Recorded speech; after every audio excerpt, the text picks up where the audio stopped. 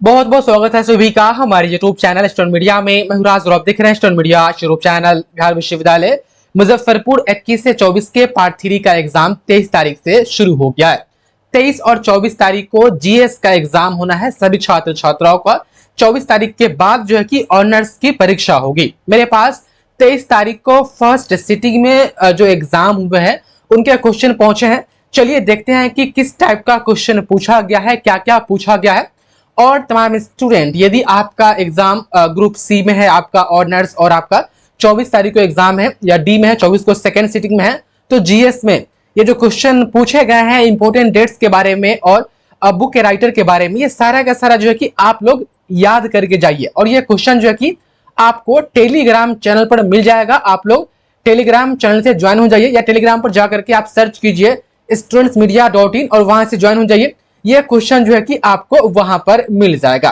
अब देखिए, एक सबसे पहला दुविधा जो है कि रहता है यहाँ पर पेपर आईडी को लेकर के कि सर मेरा पेपर आईडी जो है कि वीडियो वगैरह में ना दिखाइएगा, कहीं कुछ गड़बड़ ना हो जाए। देखिए, ये पेपर आईडी ऐसा नहीं है कि आपका पर्सनल है एक आईडी ये और आपके बगल में बैठा हुआ है उसका अलग होगा, फिर उसके जो बगल में बैठा हुआ है उसका अलग होगा, ऐसा नहीं है। पेपर आईडी सबका सेम होता है। जैसे कि ग्रुप ए है, 23 तारीख को फर्स्ट सिटिंग में जीएस का एग्जाम हुआ, तो 23 तारीख को फर्स्ट सिटिंग में जीएस का जो पेपर आईडी था, जितना भी बच्चा, सबका पेपर आईडी ये सेम ही था। पेपर आईडी किसी का जो है कि पर्सनल नहीं होता है। जिस शिफ्ट में एग्जाम होता है जो सब्जेक्ट का, उस शिफ्ट का सभी क्वेश्चन पर पेपर आईडी सेम ही रहता है। तो ये पेपर आईडी को लेकर के डरना नहीं है, ये सिर्फ आप ही का नहीं है। फर्स्ट सिटिंग में ग्रुप ए वाले का जितना का एग्जाम हुआ है सबका वही था पेपर आईडी, अलग अलग नहीं रहता है। चलिए अब यहां पर देखिए, यहां पर पहला क्वेश्चन में मैंने आपको कहा था कि इंपोर्टेंट डेट्स या बुक के राइटर के बारे में नाम पूछेगा।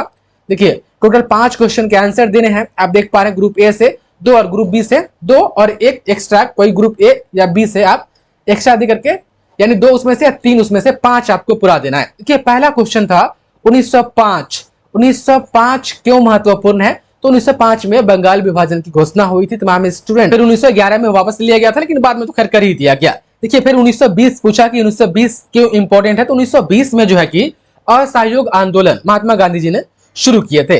अब ये पूछ रहा है कि 1951-52 में क्या हुआ? तो जब भारत आजाद हुआ था उसके बाद जो आम चुनाव होता है ना, लोकसभा वाला चुनाव, प्रधानमंत्री मोदी जी वाला जो अभी हाल ही में चुनाव हुआ है, तो भारत में जनरल इलेक्शन फर्स्ट टाइम आजादी के बाद 1951-52 में शुरू हुआ था। तो इंडियाज फर्स्ट जनरल इलेक्शन की 1951-52 में भारत में जो है कि पहला बार जो है कि आम चुनाव हुआ था। 1974 क्यों इंपोर्टेंट है? जो पोखरण में परमाणु परीक्षण हुआ था, पोखरण में 1974 में परमाणु परीक्षण किया गया था, उसके बारे में बताना था। और ये 1999 क्यों इंपोर्टेंट है तमाम स्टूडेंट? तो यदि आप जनरल कंपटीशन की तैयारी करें या कोई भी कम्पिटेटिव एग्जाम्स की तैयारी करें, तो ये सभी डेट के बारे में आपको मालूम होगा।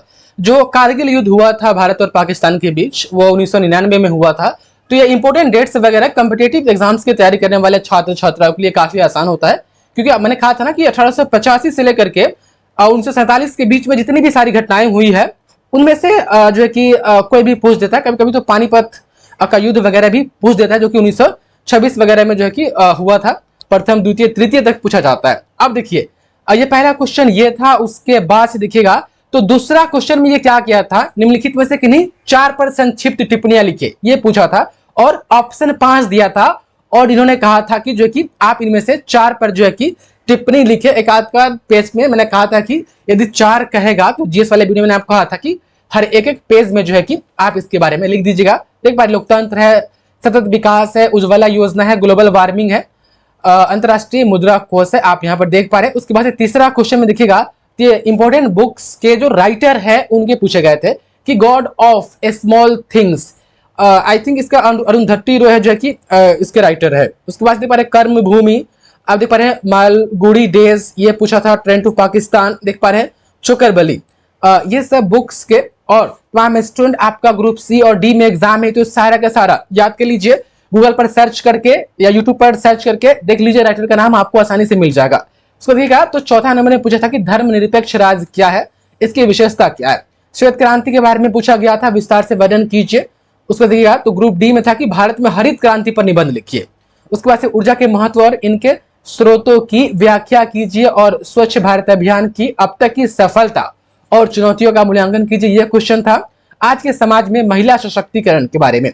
जो लास्ट टाइम मैंने जीएस पर वीडियो बनाई थी लास्ट टाइम, तो महिला सशक्तिकरण के बारे में मैंने कहा था कि आप लोग पढ़ के जाइएगा। मैंने प्रदूषण के बारे में कहा था कि पढ़ के जाइएगा। देख पा रहे प्रदूषण के विभिन्न प्रकार क्या है, ये मैंने आपको कहा था तमाम स्टूडेंट। साथ ही ये वाला भी मैंने आपको कहा था ग्लोबल वार्मिंग के बारे में कि वो भी आप जो है कि पढ़ करके जाइएगा।